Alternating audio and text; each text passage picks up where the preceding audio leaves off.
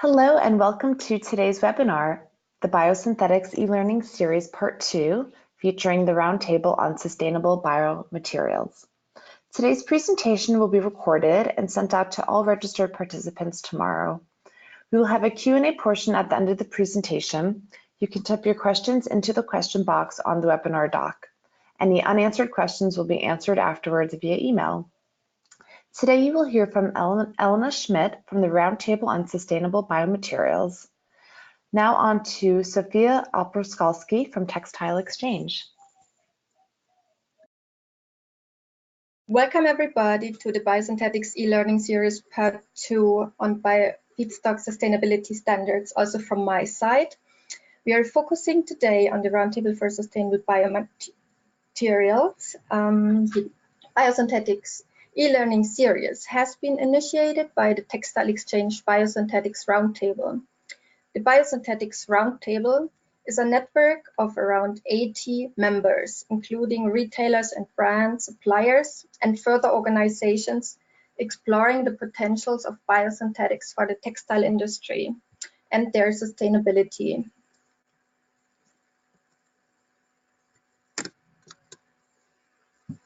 The webinar today will have mainly two parts. After a short introduction, we will hear a presentation by the Roundtable for Sustainable Biomaterials, RSB. And after that, we will have an interactive part where we all will have the opportunity to ask questions. Biosynthetics are a very interesting fiber category as they have the potential to replace fossil-based resources with renewable feedstock. At the same time, there are also various sustainability challenges related to the use of renewable resources. So the aim of this e-learning series is to look at different sustainability standards that could be used to scale the uptake of more sustainable biosynthetics. My name is Sofia Oproskalski. I'm coordinating the work of the Biosynthetics Roundtable on behalf of Textile Exchange, and I'm very pleased to introduce today's speaker, Elena Schmidt from the Roundtable for Sustainable Biomaterials. Elena has more than 10 years of experience in collaborating with industry, civil society, and academic stakeholders and shaping sustainable bio and circular economy. In her current position, she leads the Roundtable on Sustainable Biomaterials Standards and Policy team, where she is responsible for ensuring the credibility of the RSB standards, working with industry on the implementation of sustainable practices, and giving advice to national and international regulators.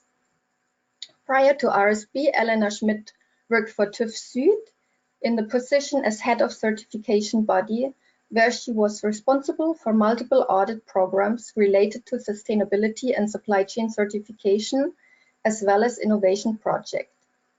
She earned a master's degree in both environmental and political sciences. Before we will start with the presentation, we would like to learn a bit more about you and better understand who is listening today and whether you already have some experiences with biosynthetics. So we have prepared a few polls we would like to ask you. So the first question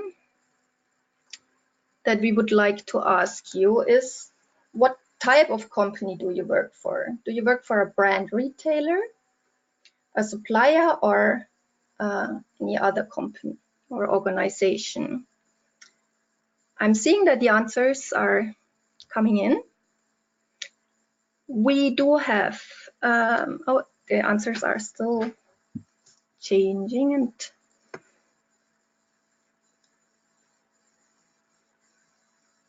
we do have around 56 brand retailers,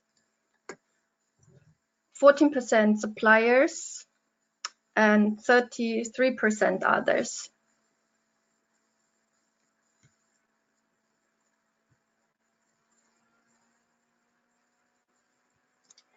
And the next question we would like to ask is, how would you assess your expertise with regard to feedstock sustainability standards for biosynthetics?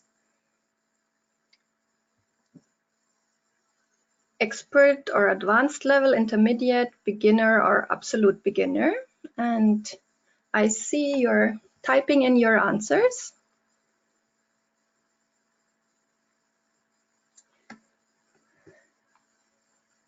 It still keeps changing, but around 7% said they are expert or advanced level, 21% said intermediate, 55% beginner, and 17% absolute beginner. So the majority is saying they are rather beginner or absolute beginner, but we also have a few experts here today.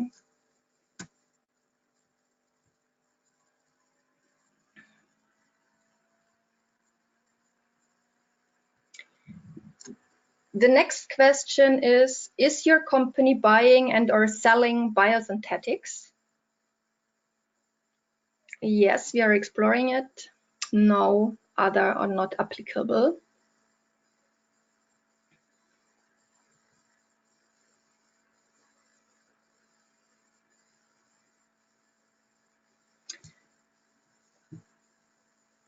%3% said yes, we are already buying or selling biosynthetics. 37% said we are exploring it. 23% said no, and 7% said other or not applicable. So that's very interesting to see that there are quite a few already sourcing or selling biosynthetics and also exploring it. Yeah, so thank you very much for participating in this poll. It's a good overview for us to start the presentation now. And I'm now handing over to Elena Smith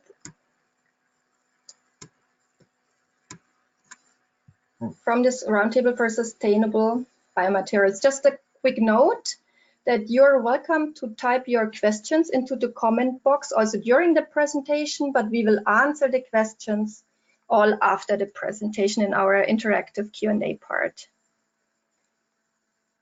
So thank you for the kind introduction, Sophia, and thank you very much for the invite to this webinar. Now trying to show my screen. I hope that is all is working. Yes, now there we go. Come through. Thank you very much. So we are really excited to be here today. We do share common goals on implementing sustainable practices throughout supply chains and creating change. And we are convinced that collaborations often lead to even more change than working in everyone's own silo. So I'm really glad today to introduce you to the RSB and to our sustainability standard. And the best way to introduce you to our standard and to our organization would have been by our little animated video. Unfortunately, it does not show through the GoToMeeting webinar software, but I think that Sophia and team will send it out via email. So then after the webinar, you can still enjoy our animated video. And today it will be good old slides. So who are we?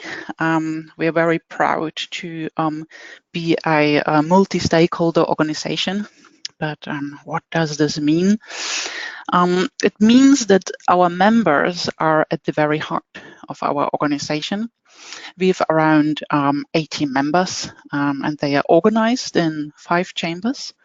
We have 2 industry-related chambers and 2 civil society-related chambers.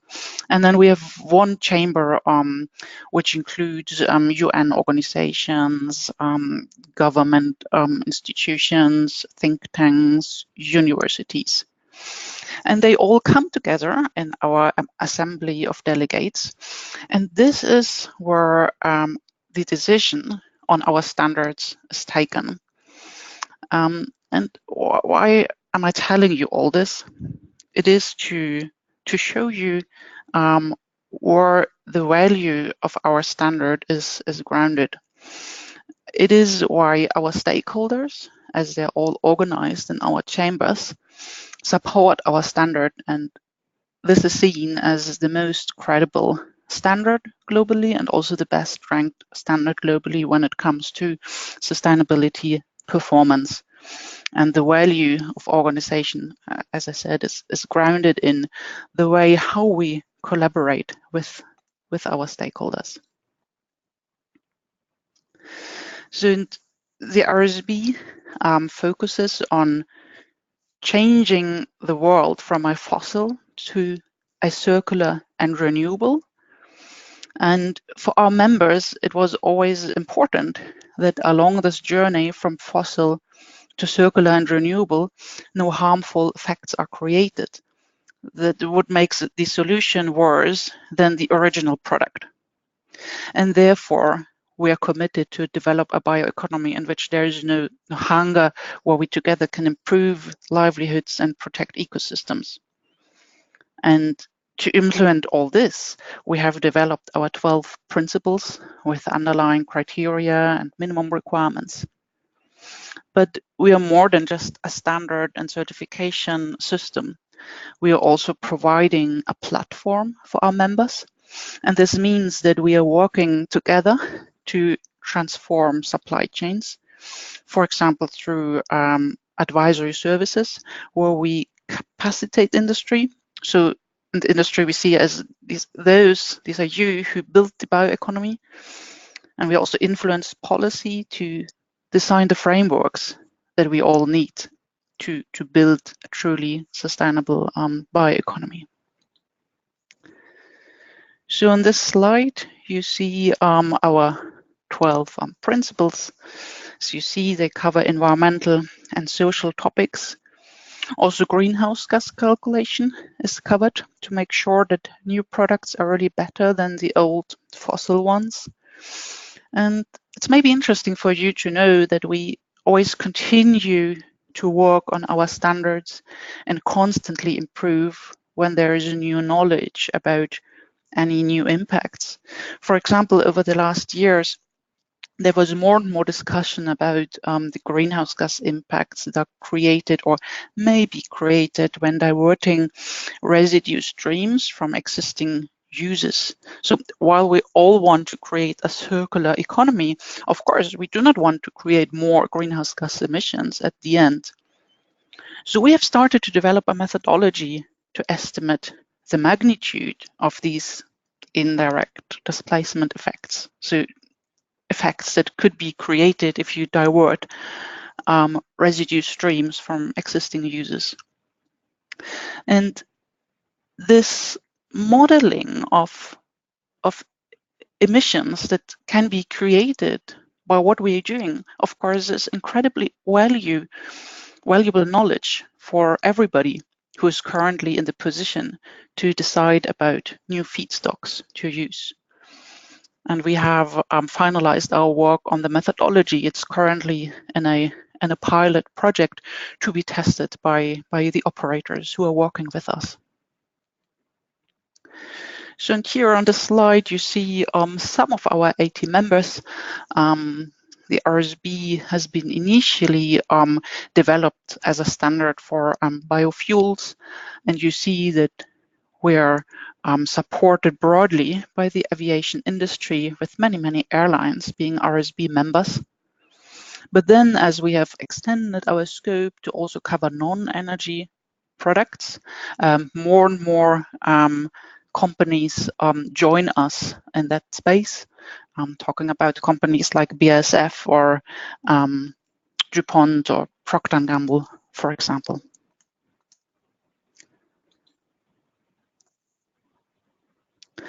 So our vision is to develop a circular and sustainable bioeconomy which is able to limit climate change and its impacts.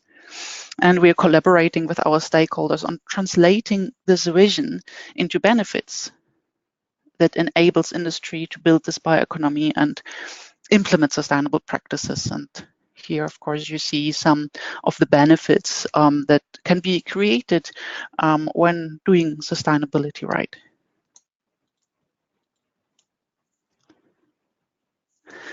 And the implementing sustainability is a journey. We all know it may be a challenging journey, coming from compliance with laws and regulations via improving our practices to real leadership on understanding new issues coming up on the horizon, engaging meaningfully with consumers and the entire supply chain, learning amongst each other to share best practices and improve and influence debates and policy. And while we are, as the RSB Standard, ranked as the most credible that is available, we work on all these levels along the sustainability journey. So of course, the RSB is the gold standard of what needs to be done. But we all know that often it is a long way to go there. And in order to create real impact, we work with organizations that are at different stages of the journey. As long as they have the same direction as where to go. And this direction, of course, is our broad set of sustainability principles and criteria. And as I mentioned, we initially focused on biofuels. And by the time being, we have expanded our scope also to capture non-energy products. And this is covered by our brand new standard on advanced products. It's called advanced products because it's not only bio-based products, it also covers recycled products as well as products from complex chemical production settings, which other standards sometimes call mass balance. And when we started to develop the standard, we had a vision for a sustainable economy, which included, of course, to create impact globally, to support circularity, but at the same time also provide practical solutions and help businesses to make these choices. And of course, by applying the RSB criteria for non-energy products.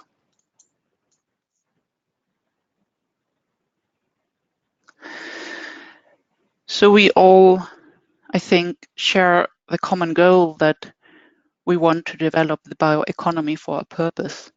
So we want to develop an economy that is not dependent on fossil resources. We want to develop an economy that mitigates climate change and an economy that does not create any new negative impacts. And of course, when working, especially with bio-based feedstock, there is a concern, and I think Sophia mentioned that in her introduction about risks, and especially also for non-energy supply chains, as they are much more complex than what we know from energy-related supply chains. It is challenging to address those risks. So here on this slide, you see the scope of the standard for advanced products. I mentioned covers bio-based products, so products coming from agriculture, feedstocks, for example, also forestry, including also all the bio-based residues and end-of-life products. But it also covers recycled carbon products from feedstocks like CO2 from exhaust gases, end-of-life plastics, end-of-life tires, and all related streams. And then, as I mentioned, it also covers complex chemical production settings where bio-based or recycled is processed in combination with virgin fossil resources. And when we developed the standard, we were asked, can we include bio-based? Of course, was the first question. And then after that, we thought, or we were asked, can we also include recycled here? And then we were asked, can we also include these products that would come out of complex or more complex chemical production settings where, due to the co-processing of bio-based with fossil resources, maybe the bio-based content of the product can be zero.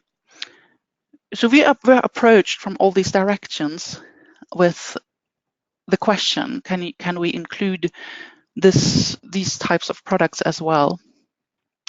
But then we've looked into this and we said it is not about the specific pathway, whether to include or not.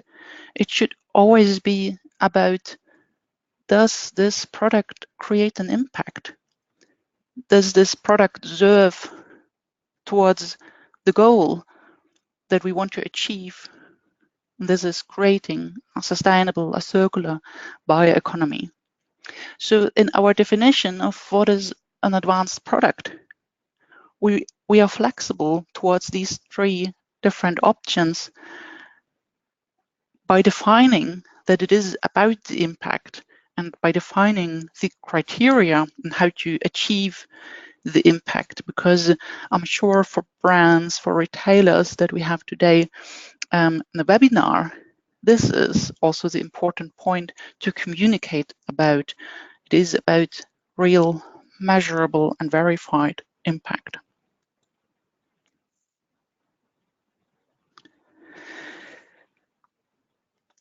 So what are the crucial elements here in the definition of what is an advanced product? For us, it is crucial that these products really reduce a climate impact compared to the fossil comparable product.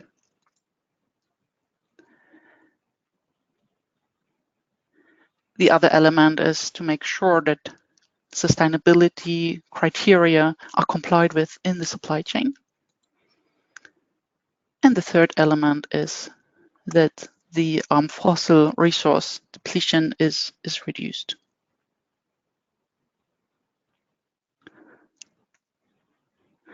And in our standard, we have defined the criteria along those three pillars of the definition of what is an advanced product.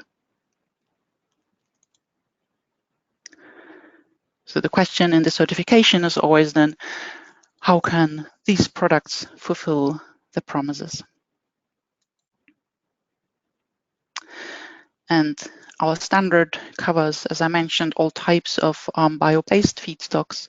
Here we're talking also about completely novel feedstocks like, for example, energy tobacco that we recently looked at in the South Africa context, and advanced feedstocks like waste CO2, for example.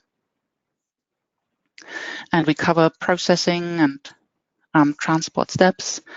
I think we're the only or one of the only standards that are available that do have sustainability requirements for processing steps. We know many standards with sustainability criteria for the cultivation, but rarely it is covered to look at, for example, water issues of the processing facilities, to look at worker rights issues at the processing level, or air emission aspects in the processing level. And then we're looking at all types of markets, so materials going into fuels or packaging or plastics. And now we're here also talking about textiles, which is of course also covered by our standard. So this is how our certification would work. So operators apply for certification. There is a 2 weeks public consultation period, prepare for certification. Then there comes the audit. So this is when the auditor would visit an organization on site to compare the status of compliance against the standard requirements. In the RSB standard, all non-conformities have to be closed out before the certificate can be issued. And this is how to guarantee that the sustainability requirements are really complied with along the supply chain. And the certificate then enables you to use the RSB certification trademark. And just to show you a bit about different roles in our certification system. So there is the participating operators. So these are the organizations applying for certification, auditors who would visit an organization on site, certification body issuing the certificate, accreditation bodies, they're monitoring the certification bodies, and it is the RSB who is the standard setting body.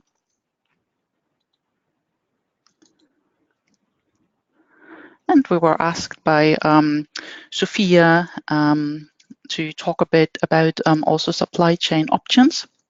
So in the RSB, we looked at different options for traceability. So you may know that there are different options like identity preserved. So this is really to trace back a specific batch to a specific farm. There's product segregation, where it is physical segregation between certified and non-certified batches. There's mass balance, where you would be allowed to use the same infrastructure for certified and non-certified material flows. And then there is book and claim, where you would be allowed to separate the claim from the batch of material. And in the RSB, we have implemented the identity preserved, product segregation, and mass balance. And for book and claim, we are looking into that. We have developed a procedure on how this can be done in a credible way, which we are currently pilot testing. So you see also here, we're constantly evolving to meet market needs. And these market needs, they might be different in different markets. Of course, in an organic food market, there is more need for product segregation supply chains, whereas in energy markets, mass balance is the standard, and for stakeholders, even book and claim is an option, which of course is not an option for food-related organic supply chains. So this is just to look in chain of custody options. So RSB is certifying all stakeholders along the supply chain from the feedstock through all processing steps up to the final use. And we have a risk-based system by which we look differently at waste and residue stream. So we have assessed risks that are specific for specific residue and end-of-life materials, and apply then these risk-specific criteria to those materials. And this is what the standard is about.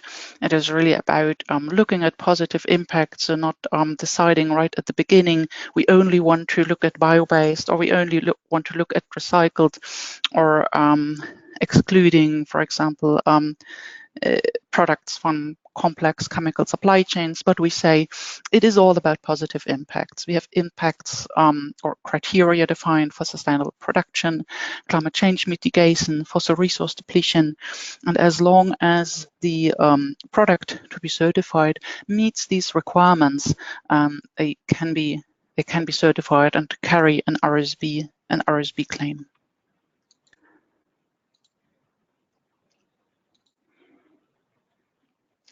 And now for the remaining time that we have left for this webinar, I wanted to talk about how to include sustainability in project design.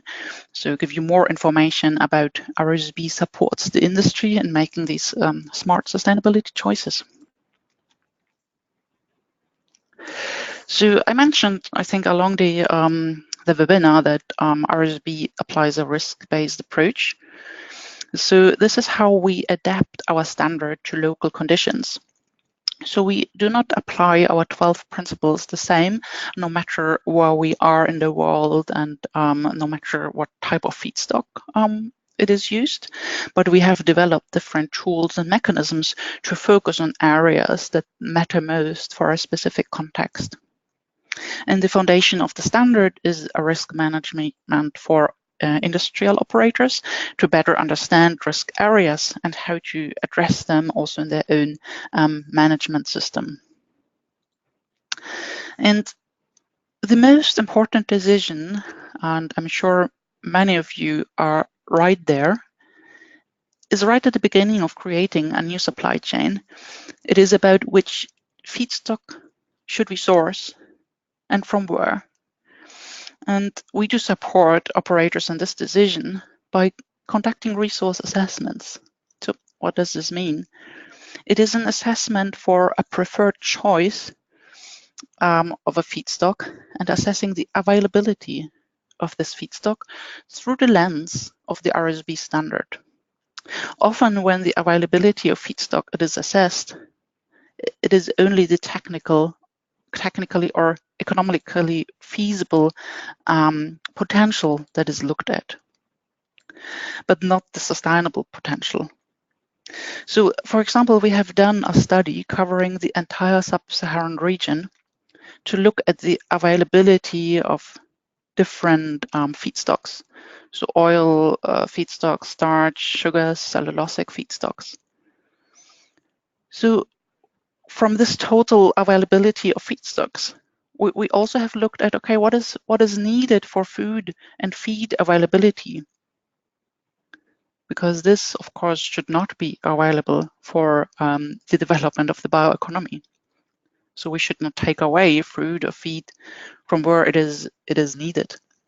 But then what we've also done on the study, we have modeled the availability of this feedstock for the next 10 years, 20 years, 30 years, up to 2050, with all the climate change impacts coming in, like changes to rainfall or soil conditions, then also changes of population, population increasing in certain parts of the world, change of the diets, and I've applied different scenarios about these changes. So climate change can hit us with 1.5 degree up to 6 degrees with, of course, different impacts.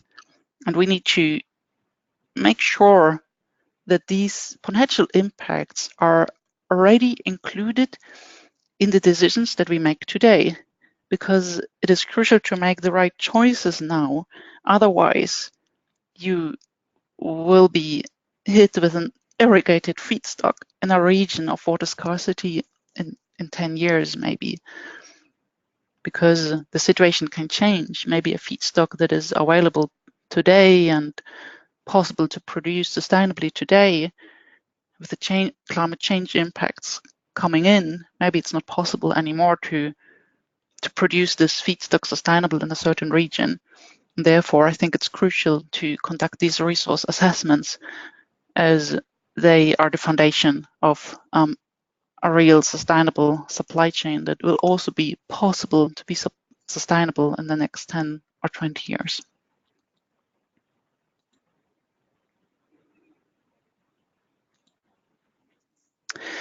So just to give you also an overview about the sustainable criteria, or give you more context about the sustainability criteria in the RSB standard. So these are the key issues that we are looking at when we're looking at feedstocks, and also looking at processing. So include environmental issues, as I mentioned, but also social issues. And wanted to give you some examples about how we're addressing this. So water, of course, is a key here. So in project design, we need to know the water needs, and these needs are clearly going to vary with feedstock and process in question. Also important to understand the water resources that are available. Is it rain-fed crop or irrigated crop? What are water allocations in the region, and how can we ensure a sustainable water offtake and water quality? And in terms of the project design, it is important to implement best practice to ensure water quantity and quality is maintained and enhanced, and to develop water management plan to identify needs and resources and how to manage water use in times of drought and stress.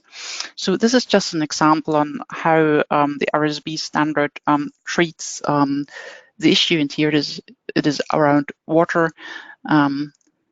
It requires management, so here it is process oriented, but it's going beyond just being process oriented, as it requires that for example, the quality is maintained or enhanced. And then so far it's going beyond just being a reporting standard, for example, because it sets a clear threshold.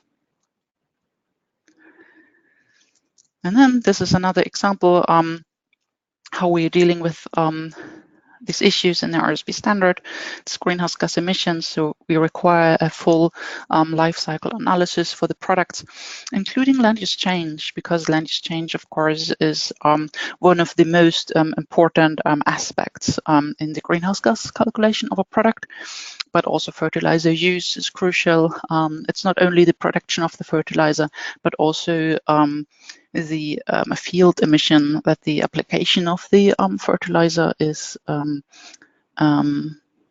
then resulting. And a very, very important aspect is also the aspect of soil carbon.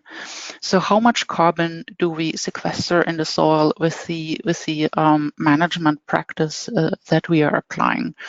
Because soil can potentially be a huge carbon sink when applying a well thought through agricultural management practice. And in the RSB, we of course have with our stakeholders already gained experience in different options in increasing soil organic carbon, and by this sequestering carbon in the soil. But as I mentioned, it's not only about the environmental topics, but also about social issues. And I will go now a bit quicker through the presentation because I want to make sure that we have still enough time for questions and answers. So just to mention that we also look at workers' rights and local food security.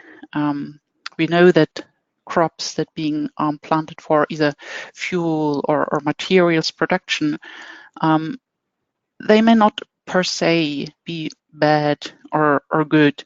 It all depends on the context and how it is managed. And we've experienced many projects where indeed the sourcing of a crop for fuel or material production had indeed also positive impacts on local food availability, which is of course very important to know to address specific risks or concerns of stakeholders. And then also looking at role development. So this is something that we apply for operators that are located in very poor regions, to make sure that also local communities really benefit from this transition to a bioeconomy. And here's, in a nutshell, also all the aspects of the RSB that are interesting to know and are the basis for a choice for the RSB as a standard to implement in your supply chain, or as a label to buy for your supply chain. And with that, I would like to thank you all for your attention, and over to Sophia to walk us or guide us through the Q&A. So thank you very much. Great. Thank you, Sophia, and thank you, Elena. I just wanted to add that if you do have any questions, you can enter them into the question doc that is on this webinar panel. So far, we don't have any entered, so we can wait a few moments if anyone has any questions for our speakers today, and they'll be happy to answer them.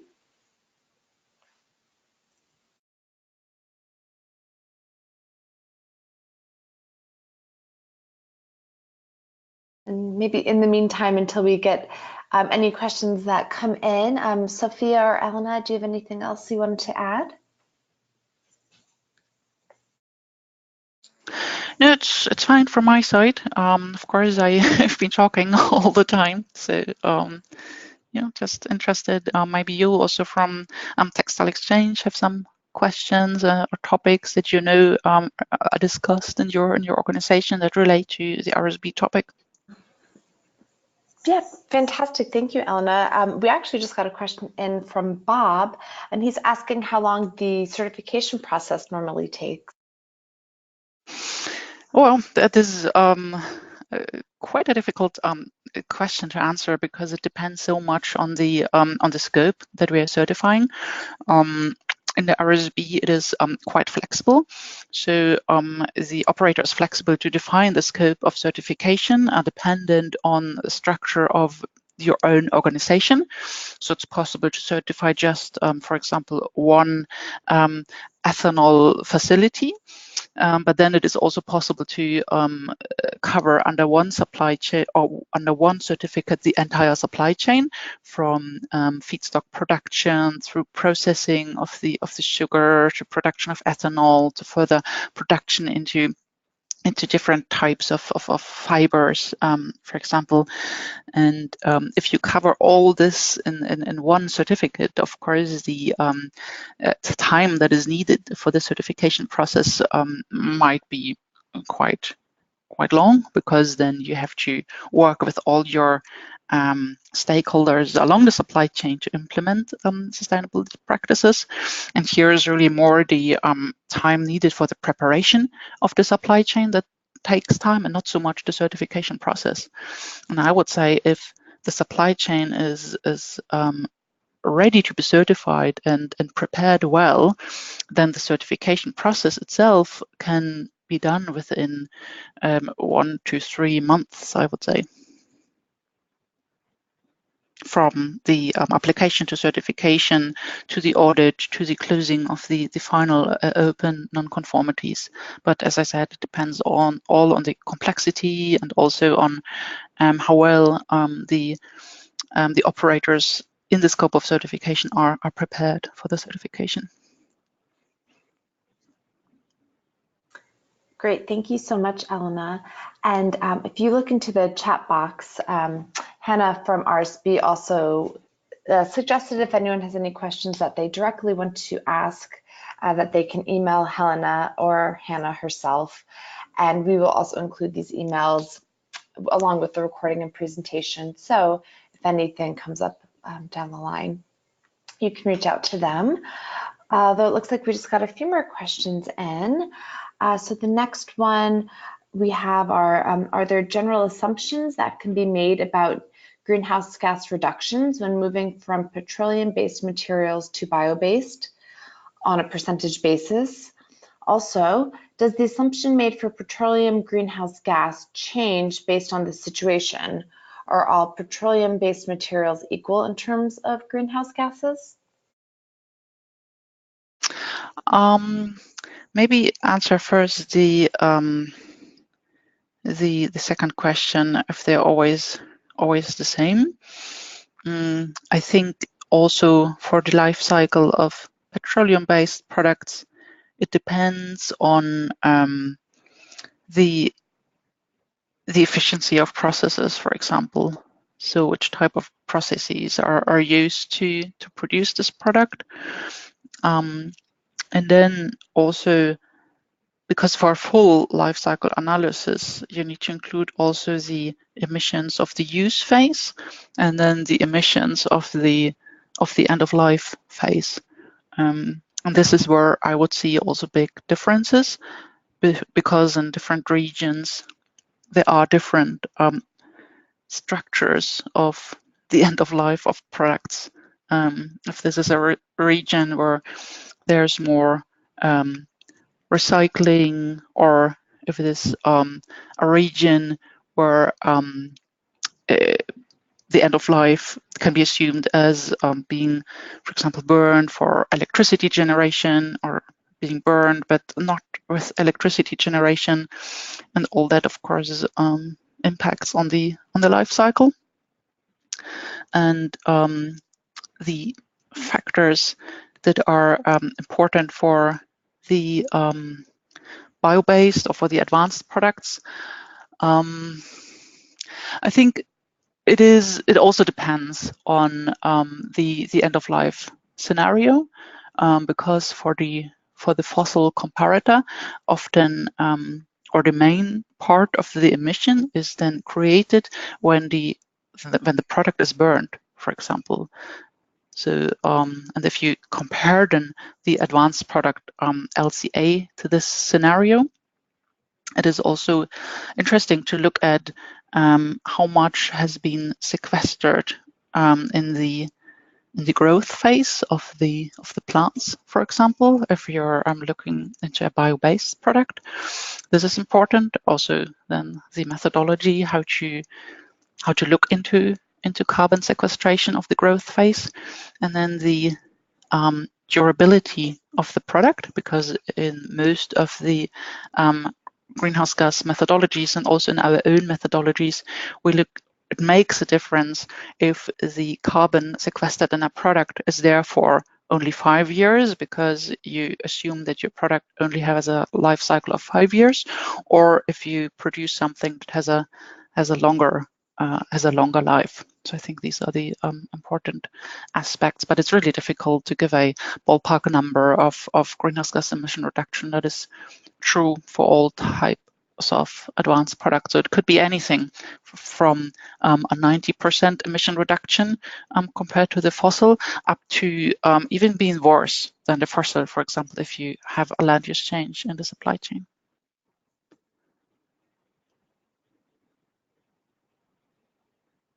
Okay, thank you for that response. The next question we have that came in is, how does one begin the process of RSB certification of a product or program? Can you give us examples of costs of projects you have experienced? Do you certify reclaimed materials from ocean cleanup or only biosources? So the easiest way to get RSB certified is just to apply for certification. It's a straightforward process that you can look up at our website. So you will guide it through certification process, or you can just approach us at the RSB Secretariat, because we always very, very happy to help and support you throughout the way. And yes, the RSB standard is on advanced products, and we chose that name because we not only include bio-based feedstock, but also recycled carbon feedstock, for example, also ocean plastics. And just to mention, for the use of waste plastics, we know that it is a very, very, it is a topic that is of great interest currently. And we have looked at these feedstocks by the topics of greenhouse gas emission reduction, being more independent from fossil resources. But there are more and more examples on other positive impacts that can be created by the use of, for example, ocean plastics that go beyond the greenhouse gas emission reduction or mitigate or decrease of fossil depletion. And therefore, we are just about to create a platform for experts to exchange views and to learn together and to together expand the understanding about the topic, specifically for ocean plastics. So if you're interested in that, then just contact us at the RSB Secretariat. Fantastic. Thank you so much, Elena. Well, it looks like that was the last question, but as we mentioned, we will include Elena and Hannah from RSB's information and the resources that are sent out tomorrow, so be on the lookout for that. And yeah, I guess we'll conclude today's webinar. So a big thank you to Sophia from Textile Exchange for managing, and Sophia is Textile Exchange Biosynthetic Roundtable leader and in-house expert. So we'll also include her email if you have any questions for her.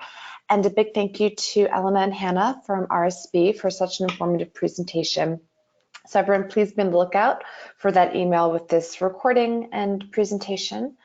And we wish you a wonderful rest of your day and evening, wherever you are all over the world joining us today. So thank you. Thank you at Textile Exchange for the opportunity. This was a very nice webinar. So thanks a lot, and thanks to all attendees. Fantastic. Thanks. Bye-bye. Thank you all. Bye. Bye.